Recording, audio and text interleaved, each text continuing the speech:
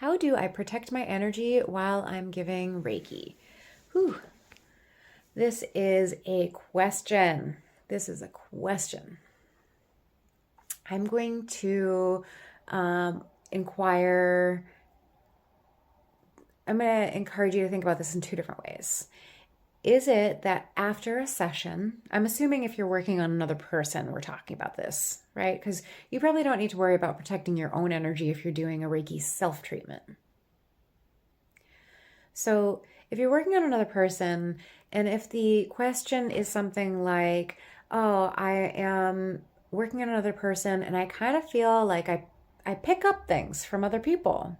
Sometimes I get a headache, or I get a little anxiety, or that wasn't there before. Sometimes people worry about picking up cold and flu germs from another person. Well, we just, had a pandemic not that long ago, so we know that we can pass germs, right, through breathing on each other. Typically, washing your hands before and after a session is going to be, and feel free to wear a mask if you are worried about that. Use an air purifier in the room that you're working in. So if you're worried about kind of picking up germs, but you're not going to pick up cancer from another person. Sometimes I will say this, that when I first was getting started with this work, I was like, nope, nope, you're never going to pick anything up from Reiki. It's a healing light. It's just going to flow right through you.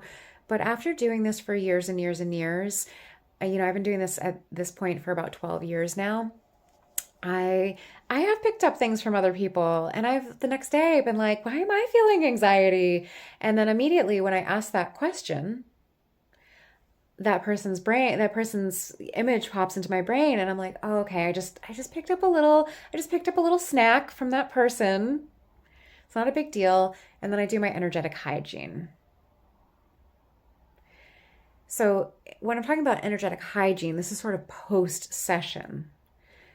I always call in my spirit guides and I say, please remove anything, please release anything that I might have accumulated. Please release anything that I might have accumulated. And I almost like brush my arms down. I go like this. I brush my legs down. I go like that. Just brush them down. So, and then maybe I even go into like the forest or something, go hang out with some trees, and I say, please release anything I might have accumulated. You might stomp the earth a little bit. Please release anything I accumulated. Sometimes taking a shower and doing that and asking the energy of the water, of your spirit team, to assist releasing anything that you might have accumulated. Okay. The reason that things accumulate, from what I've observed, is that it's very similar to my own wound or to my own attachment of energy. So I've never really felt like I've picked up any really like super heavy, sticky stuff without being able to clear it off very quickly.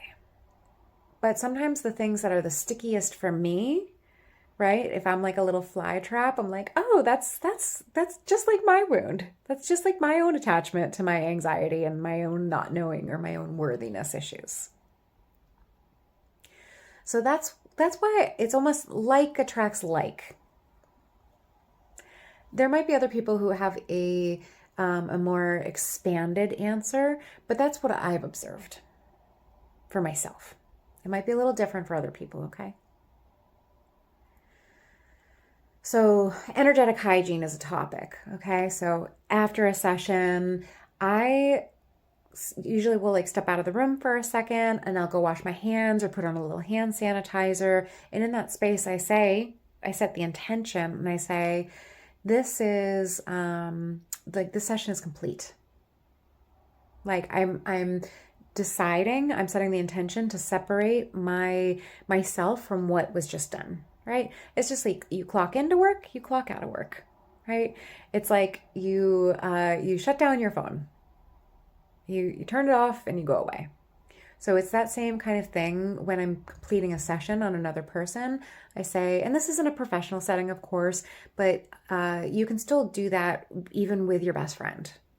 You can say the session is complete. You just kind of in your mind or out loud if you want to say that, the session is complete. I disconnect myself from this person's energy. And then you go ahead and you do your, you can smooth down your limbs, right? And just say, please, spirit guides, please release any energy I've accumulated. If you are working on a session on somebody and you feel like they are just, right? Like we've all met people like that who just, they sometimes take a little bit more energy than it's not quite so reciprocal, right? I don't love the term energy vampire, but I think this is sort of where that question is coming from a little bit. I want you to keep in mind that if somebody is taking energy, somebody else is giving energy.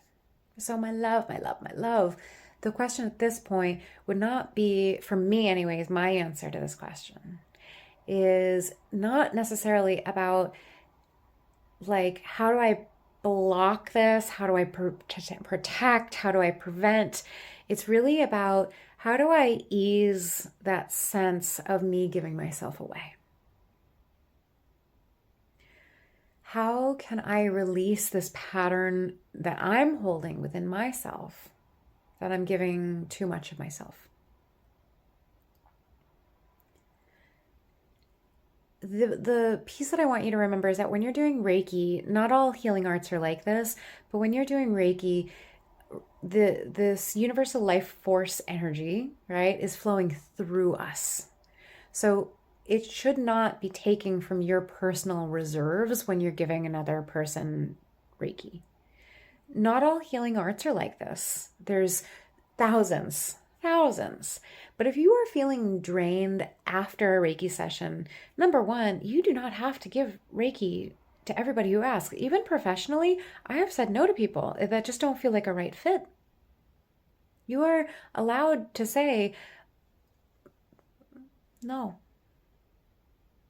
and offer a referral. Okay? So I just want to give you grace and permission to know that we're not here to heal the world. You do your best. You do your best. But not every doctor is going to be right for every patient. Okay? Like if a doctor is kind of tough talking and sort of a straight shooter, like that might not be everybody's preferred bedside manner, okay? So I just want you to remember that you do not have to serve everybody. You serve who you can, okay? Because you're the one who's in charge of creating a safe environment for that person to release and relax that energy so that they can come back into balance. If you don't think that you are able to do that for another person, or if you are uncomfortable, so you just say no. Okay, so it's very, there's a certain amount of like, I do not have to give myself away. So this is the pattern of like, how do I protect myself in a Reiki session? There should be no protecting yourself. It's okay if you have boundaries. It's okay if you just say, I don't think that we're a right fit. You might consider that protecting yourself, absolutely.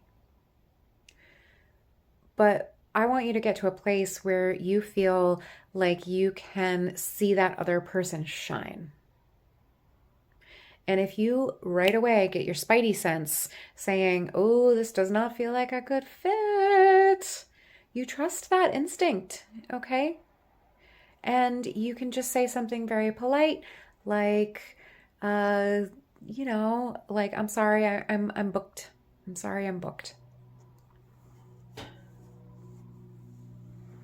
Let me offer you a referral.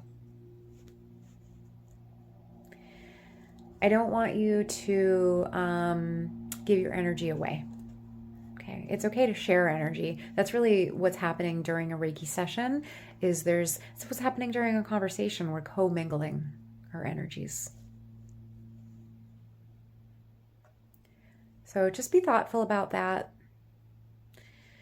there's a lot of schools of thought around how to protect your energy. If I'm feeling unsafe, sometimes I do a very simple technique, and this is not while I'm in a session with somebody, but if I'm feeling a little like funky, if I'm in an environment where there's a lot of people who, I don't know, I'm just maybe not comfortable in a situation. I might imagine that there's a beautiful bubble of Reiki around me. I say, go Reiki, go. Go Reiki bubble, go. And I just kind of imagine that I'm in this sort of egg-shaped protector shell.